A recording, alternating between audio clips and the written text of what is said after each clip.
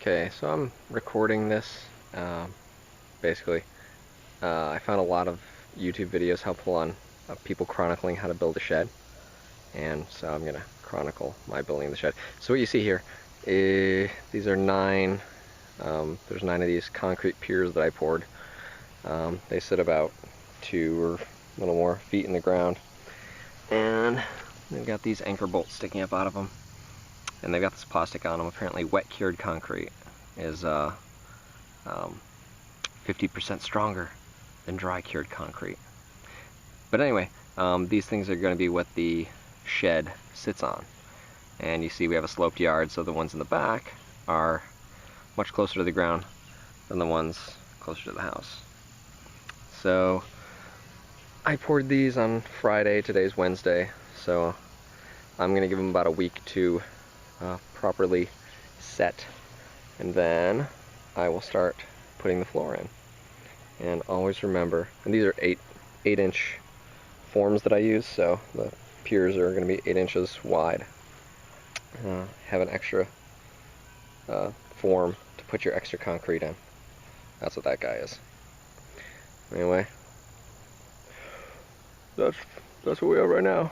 Remember to water them. Water your piers so that they stay wet, so they can set properly. Anyways, that's it for now. Alright, here's the wood I'm going to be using. I'm going to be working on the floor today. So I've got some 4x4s, pressure treated, some 2x6s, pressure treated. And I think that's all I need for today. And there's some plywood there that I'll be using. And I think these are the tools I'll need. So I've got a miter saw, and a power drill, and some squares, framing square and a speed square, and a 3-foot level, and some miscellaneous things, but I think that's all I'll need. So time to get to it. Alright, so I've got my beams laid out where I think I want them. So I've got them going down that way.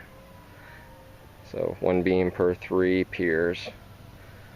And I laid it out this way just because there's more room to drill the holes this way than if I were to go that way with the beams. And so you see, to try to get them squared up, I set up this line that goes from this bolt down to that one, and I'm measuring an equal distance from the string to the end of this post, so that they'll all be relatively at the same position on this side, on the right side, so that on the left side they'll all be at about the same position there too. So, okay, so I have leveled the 4x4s out, and that's what we have. So that took a little while, but it's worth it. Don't want an unlevel shed, and so I think these things are going to be a problem now. Probably gonna have to cut those and then make little notches in the 2x6s that's gonna sit on top of here. But oh well, I think it'll be okay. Level. Look at that. Anyway, so I'm gonna start putting the 2x6s up there to make the floor. All right, so I've got all my wood cut for the floor, or the subfloor. These are all 2x6x12s. So these pieces that piece that's facing me right now is 12 feet long. And in order to make a 12x12 box, those cross members need to be 11 feet 9 inches. I also got it squared up, which is very important for your floor. Because if you don't have a square floor, then none of your measurements are going to work out very well. And everybody on YouTube says, make sure your diagonals are the same distance. And what they really mean is use the Pythagorean theorem. So you take this big box and you make 2 triangles out of it. You just draw an imaginary line from there to there. And since it's a 12x12 box, you do 12 squared plus 12 squared equals some unknown number squared. So you take 144 squared plus 144 squared, and you take the square root of that, and you get the diagonal measurement that you're supposed to have. And for this one, it turns out to be 203 inches and about 3/4 of an inch. and I got roughly that, so I'm happy. So now I'm gonna, these are connected here, got those screwed in, and I've got this tacked in place. Well, not tacked, we're not welding, but it's held in place by some screws to the 4x4s. So now I'm going to be using these handy little things that I drew. Those are my 16-inch on center markings. So I'm just going to center up this board with that mark and screw it in. So do that with all these boards, then I should have a subfloor. I think that's about it for now, so I'm just going to go screw those in, then I'll start putting plywood on top.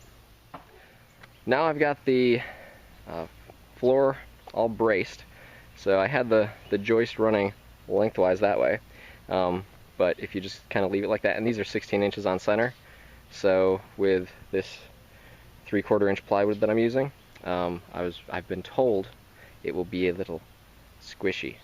So to add extra support for the plywood, I put those braces in, and so those are every 3 feet. So there's 4 boxes go running down the length. And remember, when you cut these, this one is going to be 3/4 of an inch shorter than all of these middle ones. Pro tip. Anyways, I screwed all those in, so now I'm going to put the plywood on. And something I didn't mention was these joist hangers that I hadn't put in before, but I was told was a very good idea. So install joist hangers to hang your joists, floor joists, ceiling joists, whatever. And notice that these are staggered so that you can screw the blocks in on each side. So now I'm going to put this plywood on. I have 5 sheets to cover this 12x12 shed, and I'll have half of a sheet left over, so a 4x4 piece of plywood left, if my calculations are correct. And after I've got everything, before I put down the first piece of plywood, I'm going to make sure that the floor is square. And when it's square, I'm going to, right now the floor is not, it's just tacked down with that screw there and one on that other corner. So I'm going to square up the frame of the floor with the first piece of plywood. Then I'll just start screwing it all down and everything should just work. Here's the decking all on, and it's level all directions pretty much, so that's a good thing. What I did, there are 2 layers here. So I put the 3/4 inch that I had on there, and not sure if you can see that, that's on the bottom, and then I got another 1/2 inch treated plywood layer on the top. And the reason for that was the 3/4 inch wasn't as firm as I would have liked, but that's all taken care of now. And I don't know if you can see the pattern, maybe you can, but I've got, let's see, 1, 2, 3 full sheets of plywood there, a 4th one here, and then half in the corner. And the layer on the bottom has the same pattern but in reverse, and that's to minimize seam overlapping from the 2 layers. You don't want that. So that corner piece on the bottom layer is over in that corner, so remember to do that. And when I put the second layer on, I use some adhesive that I got at the Restore, Habitat for Humanity. You can see that coming out there. There it is. Anyways, that's very important. Bond the 2 layers together. And when you're screwing the second layer down, you only need to screw into the first layer. So you don't need super long screws to reach into the floor joists. That'd be a little tough. I guess the next step is to start framing stuff. Alright, now I'm getting ready to lay out my first wall, which is going to be on this side of the shed. It's going to have 2 windows. That's irrelevant right now. But the first thing we need to do to lay those things out is to get our, the box but the frame is going to sit on square. And we do that by snapping chalk lines, which I've done here. And you see the guy going all the way down there. And the way you get that square is you pick your favorite side and start with that guy. So I picked this side since this is where the door is going to be. So the door is going to be here. We're going to be seeing this side. Those are the two sides, not so much. So I wanted to go off of this side. So I measured 3.5 inches from this edge over, and 3.5 inches on that edge. And then I just snapped a line from one point to the other. So that gave me a point to go off of. Then, since I wanted this other side to be the nicer side, I then went and did this one. But the way you do that is you take 3.5 inches from this edge over, but then you need to figure out where exactly your line's going to fall there. So again, you use the Pythagorean theorem, but you use an easier method. There's the 3, 4, 5 or the 6, 8, 10, whichever triangle you feel like calculating. But what it means is you measure 3 feet from your 3.5 inch mark here over, and I think you can see it right there. So that's 3 feet. Maybe that's 4 feet. Can't remember. But one of these is 3 feet, one of these is 4 feet. So then I measured a line over here. Ooh, I'm in the sun, I'm in the shadows there. I measured over here, and then from that point to that point over there is supposed to be 5 feet. And so wherever that falls on the line over here is where you snap your line. So wherever you make a long line here, and wherever the 5 foot mark falls on this long line, you draw a line that way, and then you snap your line. And so then you go around the whole perimeter doing that. It makes it so that this corner right here is nice. This corner right here is not so nice, but it's nicer than that corner over there. If you're like me and an amateur and everything's not completely square, but this makes sure that the frame is going to be square. So that's what I did there.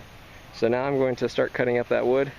I got my 2x12s to make my window headers, structural headers, and I got all those studs over there to frame out the first wall. So I'm going to start cutting and get down to business. One more thing, in order to figure out what I need to cut, I went to Walmart and got this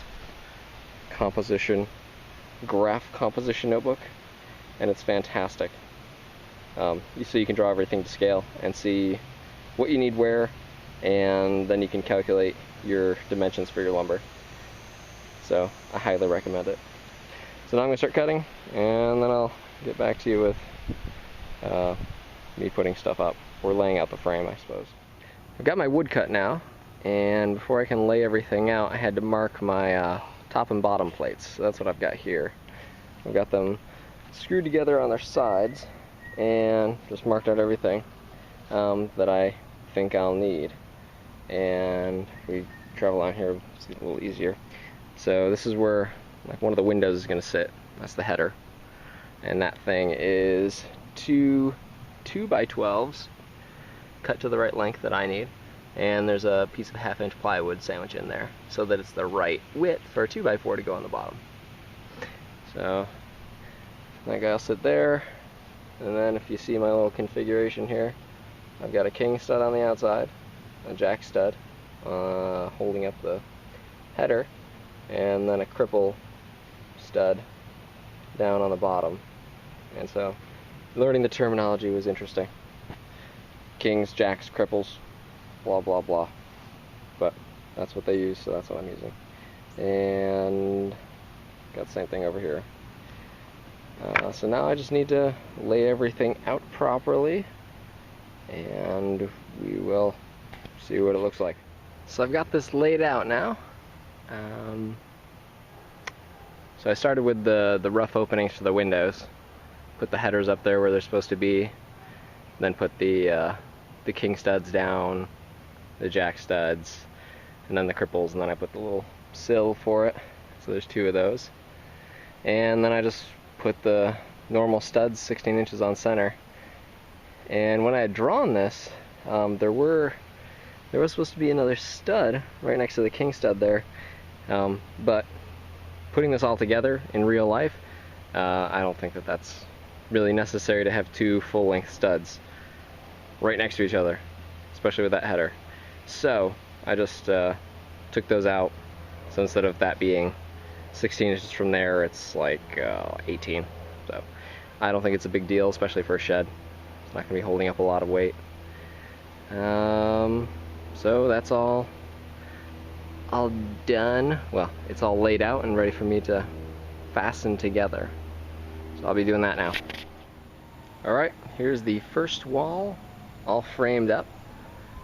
See the windows in there with the king stud right next to the jack stud, right next to the cripples, windowsill. And everything went together fine. There's some scrap wood in there. That's just extra cleaning up.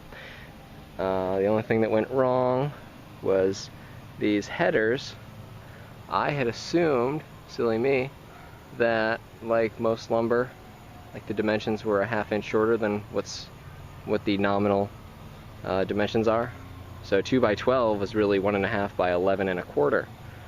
So my jack studs, I was short 1/4 of an inch, and that wouldn't do very well. So I had to recut those with fresh pieces of wood. It's very sad. But other than that, everything's looking good. Frame is square. And I just need to put some sheathing on it before I stand it up. So, till the next wall. So here is the first wall, kind of braced up. It's not securely on there, but these braces will hold it in place for the time being. And there's not much to see here except for the sheathing. If we come over here, see that there's a brace going up there on that side, and there's another long brace going up to the top. And I used a level to make sure it was plumb, and a friend to help lift this because this is super heavy, especially with all that plywood and those headers. It just wasn't fun. And but we got it up there for the time being. Now I'm going to work on this back wall here, or what will be the back wall, the wall right next to it on this side. Here's wall number 2 standing. This one went up a whole lot faster, and you see why. There's only like 10 studs going, side to side. Whereas this guy, I don't know if you can see him very well in the light, but it had a lot more wood. I think I used about 20 pieces of 2 by 4 by 8s for all that stuff. So this wall was a lot lighter and didn't have the headers, so it went a lot faster. So I'm hoping this third wall on this edge here will also go faster. Let's find out. Here's the third wall standing, and second and third wall, it's very helpful to have 2 or 3 other people, well, 2 or 3 people total, getting the wall up so you can get it somewhat plumb and in place. And especially, I put those double top plates on, and apparently you're supposed to wait on those. I didn't. I put them up there with the double top plate on, so they interlock, but it's a tight fit when you're trying to push the wall into the other wall. But anyway, everything's coming together nicely, and I've got my lumber cut for the 4th and final wall. You see this guy is the header for the doorway, and I'm making that the entrance it's 61 inches to give you a little bit of room, but a nominal 60-inch doorway. So that's what I got right now. Gonna call it a night, and then tomorrow I'll try to put that wall together. One thing I wanted to mention about the windows, so I put plywood over those, and I saw online an easy way to do this, and it is easy, is to get these things cut out, and I'll show you over here. I already cut this one out. But this guy over here, inside on the corners of the windows, I drilled screws through and left just enough for them for me to be able to run a chalk line to all four corners. So you see I got my chalk line going up there, and then it goes over and down, back over here to this screw. So, just draw a chalk line, then take your circular saw and you just cut it out. And now we have the finished product, 2 windows cut out. Okay, here's the last wall standing, and it's got the plywood up. I found out that walls without plywood are a lot lighter than walls with plywood, especially with that header on there. Well, even with the header on there, it was lighter than lifting up, say, that back wall with all the plywood on it. So we're just gonna walk in, see what we got in here. I still got my bottom plate on the door, so I need to cut that out. But hanging this plywood up vertically wasn't as fun as when it's on the ground. But take a look on the inside here, and there's the header for the doorway. It's made the same way as the headers over here for the windows, just bigger. And we got double jack studs. Mosquitoes. That's why the camera keeps jerking. We got double jack studs holding the doorway up. And let's see what else. So just take a look in the inside. All the walls are pretty plumb. Check that with a level. Just put them on a moderately straight stud and see if it's level in the vertical direction. Well, we have 2 windows, some walls, more mosquitoes. And let's see, my circular saw, I bought it at a garage sale, and apparently the previous owner had sawed through the cord and repaired it. Well, the repair came undone, but it was just as I was cutting out this last window, so that was good. Got that all cut out. Anyway, so the next step, oh, one thing I wanted to mention here was, so these walls are, there's braces on the outside, but they're just there for my peace of mind. These studs in the corners are screwed together, and the double top plates are keeping the tops from, you know, falling one way or the other. And that goes all the way around. Double top plate all the way around. So apparently that is a very useful thing to keep your structure from falling apart. Keeps your corners locked. And I found out that it's much easier if you put those double top plates on after you raise your wall instead of before. Keep that in mind if you're going to do something like this. Anyway, that's what we have right now. Next up is the roof, and I've got all my materials out here. I've got under there some OSB for the sheathing, and I've got 2 2x8x16s that I'm going to cut to 14 feet, and those will be the ridge beam. And then I got all the rest of these 2x6x10s that I'm going to cut to about 9 feet, and we'll have some overhang. And we'll have a overhang on the gable side, which will be this side, and the other side. I don't know what you call the non-gable side, the roof side, maybe. Got my tar paper, or my felt paper. It's not really tar paper, and some miscellaneous roofing things with some ridge vents. Help ventilate the shed. That'll be good. All right, so next up will be the shed roof. Alright, here is the ridge beam. It's up. Well, it's up for the moment. Got it braced that way, and there's another brace going up diagonally to the other beam where the ridge goes up. So we braced it, got the posts plumb in both directions, and now we're going to start putting the rafters on, I assume. But I've got my friend Greg here helping. I don't think I could have done this without him. This is very difficult. Definitely at least a two-person job. Alright, here are the rafters or roof joists, or whatever you want to call them. These are the guys that sit on that make up your roof. Plywood sits on top of that, and your shingles sit on top of those. And I've got almost all of them cut. I got one to go here. I just wanted to show you how I am cutting these and what the anatomy of them is.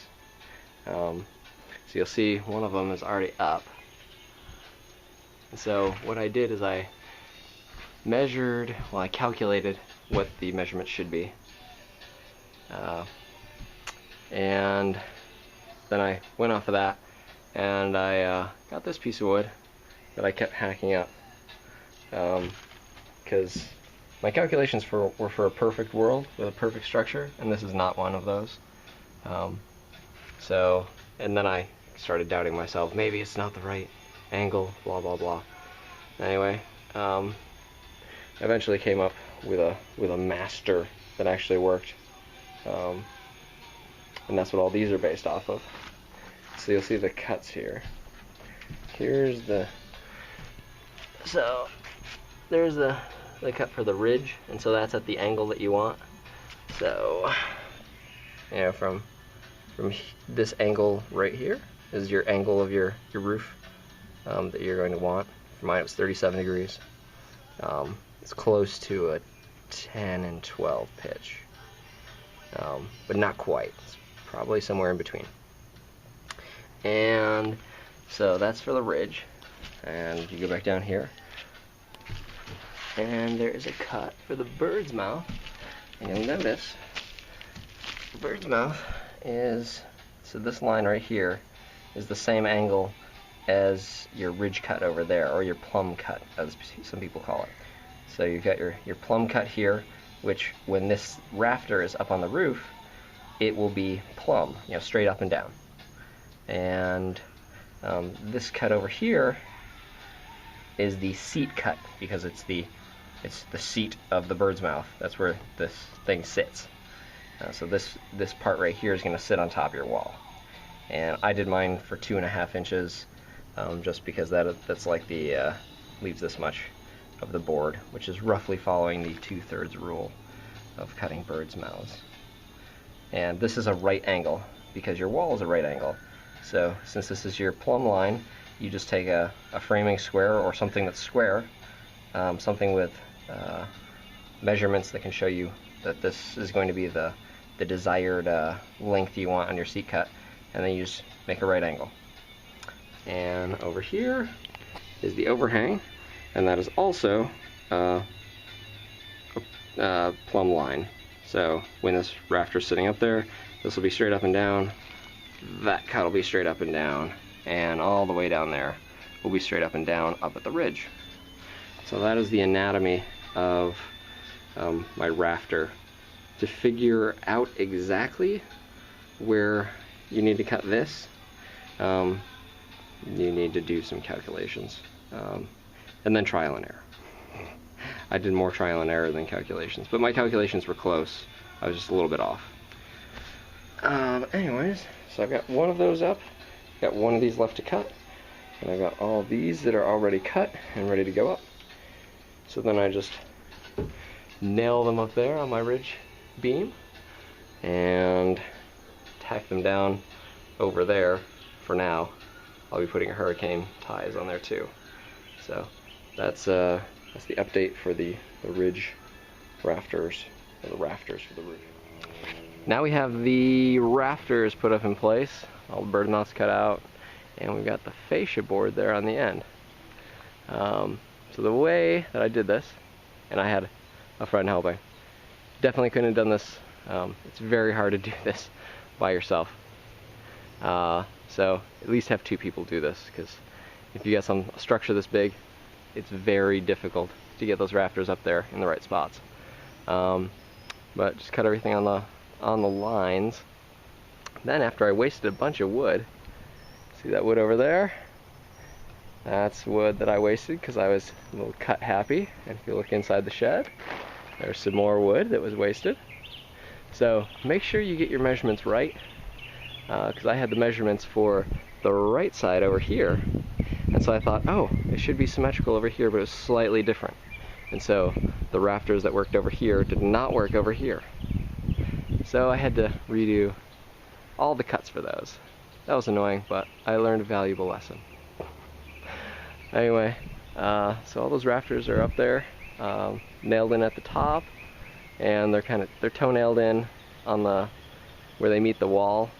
Just for right now, they'll have hurricane ties, and then they're nailed into the fascia board here, which spans the whole length. That's 14 feet, and I'm going to be using this rafter over here as the base to put the trim for the fascia. So that's good. Take a look around here.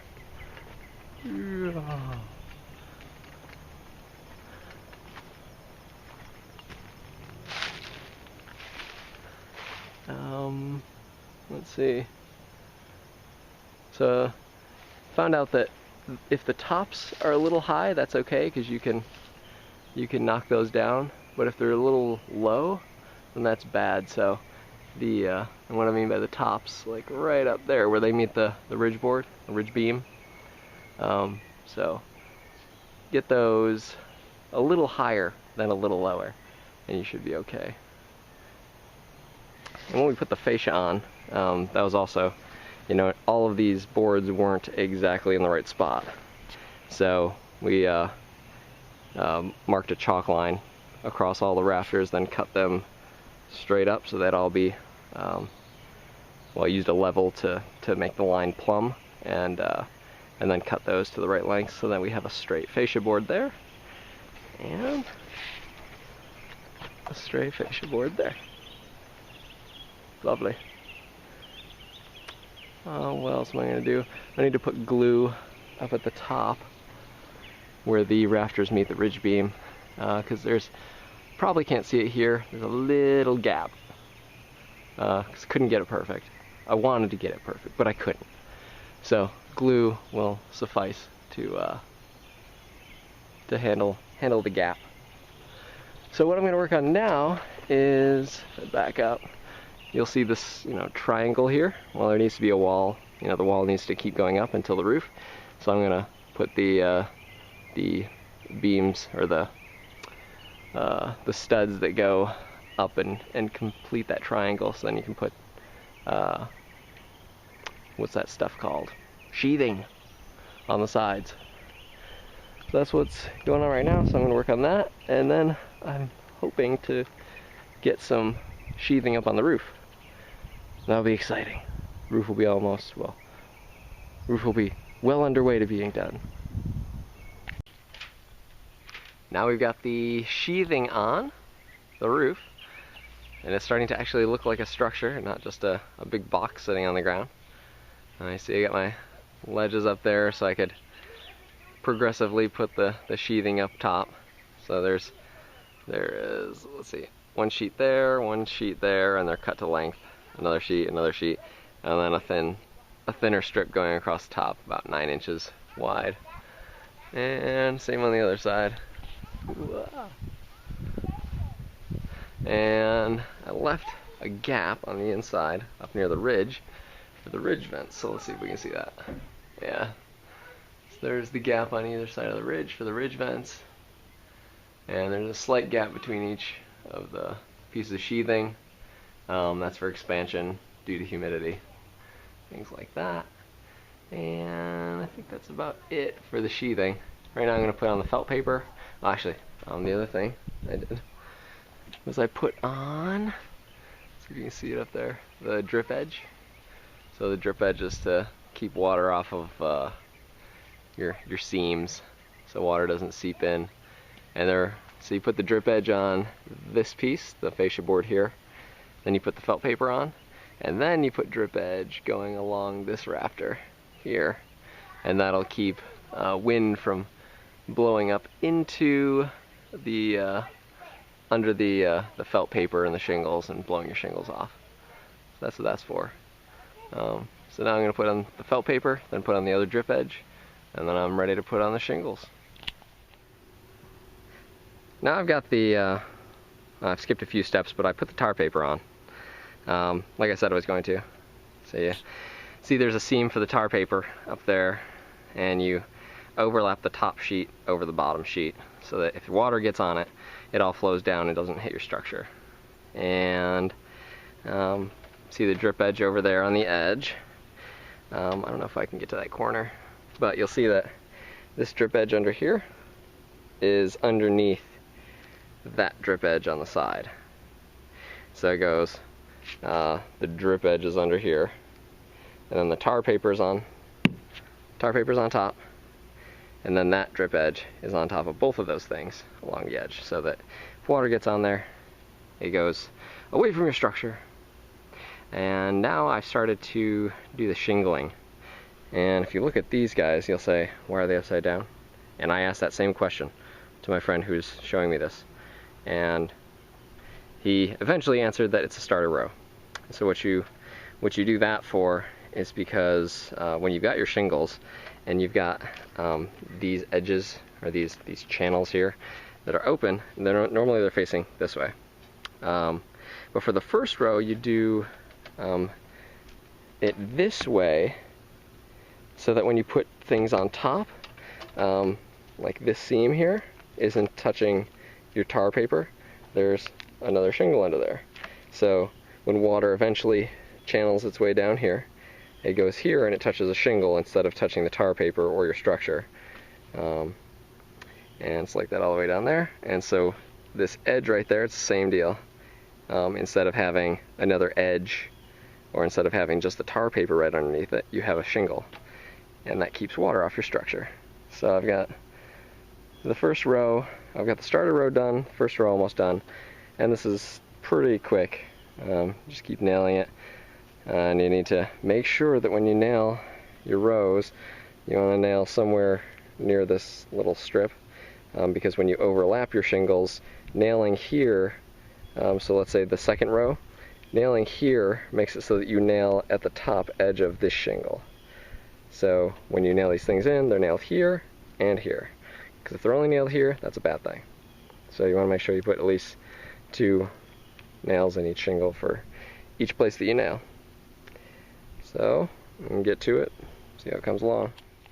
Now I've got the roof all done, yay!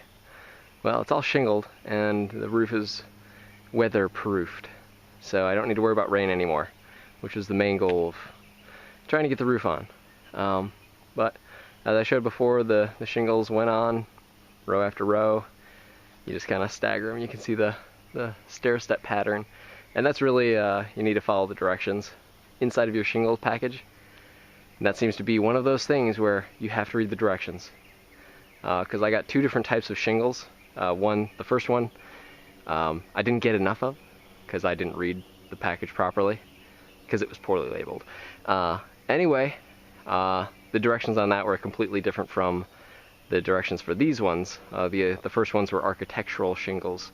These ones were 3-tab shingles. Anyway, everything went on pretty smoothly. You can see up at the top there's a ridge vent. I'll get up there in a minute. Stepping on a tarp. But I started on this side over here, work my way over, which leaves overhang of your shingles. So you just have to go through with a shingle blade and cut them. Let me show you that real quick. This thing is a blade for cutting shingles. Invaluable. Regular razor blades don't work very well.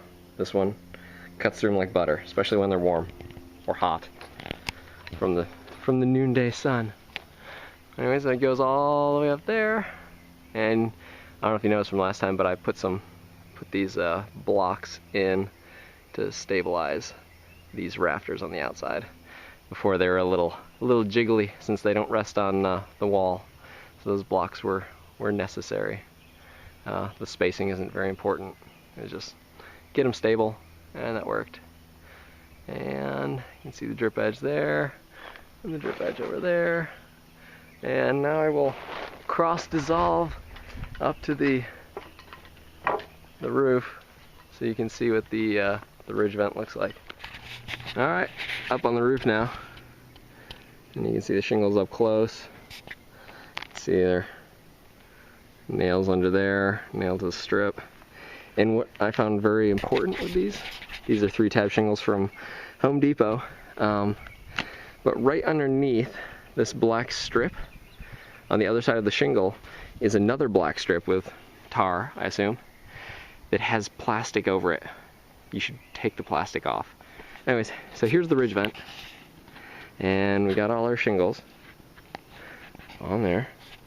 And here's the edge up close. So just shingles, shingles, shingles. And you can see up there the drip edge is cut on this part. You just snip it and then you can bend it over your ridge. And I'll hope that you can see this. Each of these is 1 tab of these 3-tab shingles. It's just 1 tab cut and kind of tapered back a little on each edge, and then they're just laid on top of each other and nailed. And then those go on first, and then you get the ridge vent. And I got this from Home Depot. It comes in 4-foot sections. You just lay it in the middle, nail it in, and make sure that on your inside of your roof you've got, I don't know if you can see that, there's a gap, and that is for the vent. So the idea is that all of your hot air from your structure goes up, up, up to the ridge is the highest point, because that's what hot air does, it rises, and goes through that ridge vent and comes out those holes there, and I don't know if you can see these holes here. So you put that on, and then you just shingle over it like you shingle here. Nail through it, and eventually, somewhere in the middle, my friend who knows about roofing was helping me with this. It was invaluable, and we needed a rope while we were up here at the top. Didn't feel safe. But you double back, so you put one of these shingles, you put one of these shingles, but then you have the black stuff showing. So then you just take the colored material from your shingles and you put that back on top of your black stuff, and you nail it in and then put some roofing tar or something like that on it, and then you're all set, and you got a nice ridge vent. You got all your shingles. Unfortunately, a bunch of pine needles already on it, but it's a shed. It'll deal with it. Anything else? I don't think so right now. So I've got a few more things I can do. Well, a few. There's still a lot to be done. Still need to do the siding. Need windows. I need to anchor my structure. Well, so our building codes require that a shed 12 by 12 have the corners anchored into the ground. And I would think these pylons would be fine, but as an extra measure, I'm going to take some cable, some steel cable, and drill a hole in each corner. Well, actually 2 holes. A hole right there and a hole right there, and then wrap the steel cable around the edges, have that go down underneath the structure and go onto those 4x4s. So it creates a loop, and then just tie that off with some ferrules. I don't know if that's how you pronounce the word, but that's what I'm going to use. So I've got quite a few things I still need to do, and fortunately stuff is already in the shed.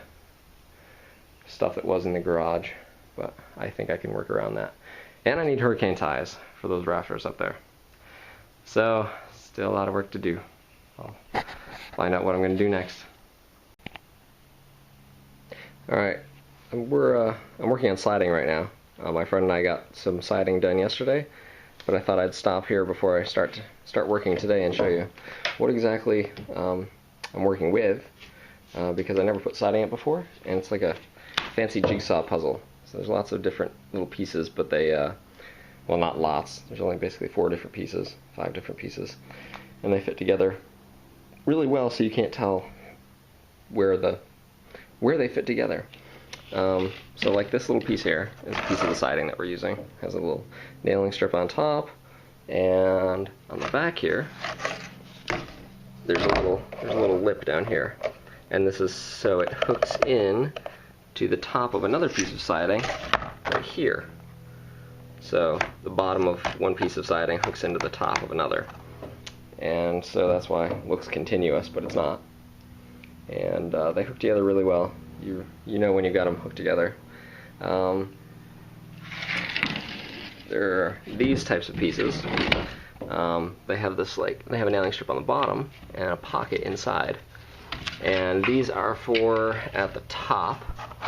So like at the top, you tuck that in there when you get to the top of wherever you're running your siding. Or if you've got a door or window, and I'll show you where I've done those, this stuff goes into the side here. So it just tucks in there. So lots of little pockets and crevices for the siding to tuck into. And that's basically it for the siding and the where that sticks into. You have to cut different pieces around your windows and doors, and I'll show you what I did there. But then there are these little runners for the soffit, and so instead of having a pocket that faces down, they face out, because the soffit runs from the side of your wall to your fascia board, and it sits in this pocket here. And I'll climb up on a ladder and show you where we did some of that. And then the soffit, which is just this, it's like the siding, similar, but it's vented. And we went with all vinyl stuff because I could have done plywood. It would have been it would have been cheaper, definitely, but then I would have to paint it, maintain it, and vinyl's not really going to go bad for a long, long time. So that's why I'm doing that. So we get up here on this ladder, maybe cut this part out of the video, and hopefully I can get enough light.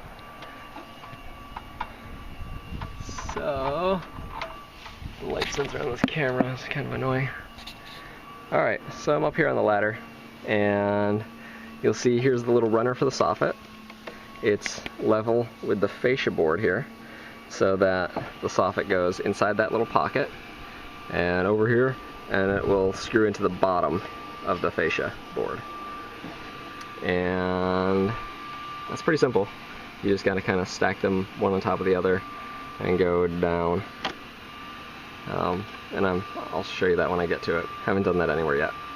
There's this corner piece, which I haven't shown you yet, but it's like this other pocket thing at the top, but it's just for the sides, and it makes the corners look nice. And if you can see over here on the window, we got some more of this same pocket runner thing. I don't know what to call these pieces, so I'm sure I'm using the wrong names for all of them. But those are around the windows. Tried to make it look nice by cutting a 45-degree angle on one of them and then tucking the other one in. Since we're not professionals, it's probably not the way to do it, but that's what we did. My friend and I were working yesterday to get a lot of this done, and it goes down there. But it looks pretty decent from far away. It's a shed. Not too concerned about it. And then there's all the siding. And still haven't figured out exactly how to do the bottom, like secure the bottom to the shed so it doesn't flap up. But let's see, we got that window done. Neighbor is vacuuming their lawn for some odd reason. This is just one long side, and then I'll have to run some of the runner for the soffit up the angle there and back down, and cut the siding pieces to length.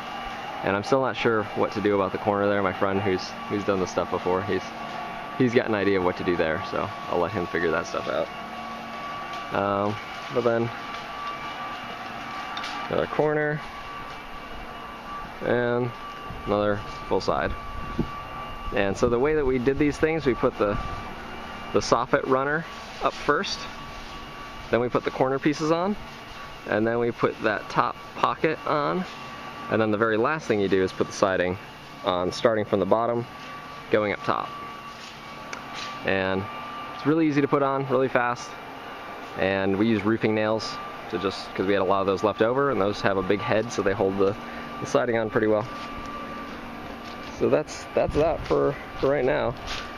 I'm gonna frame in the door there with that material, the little pockets.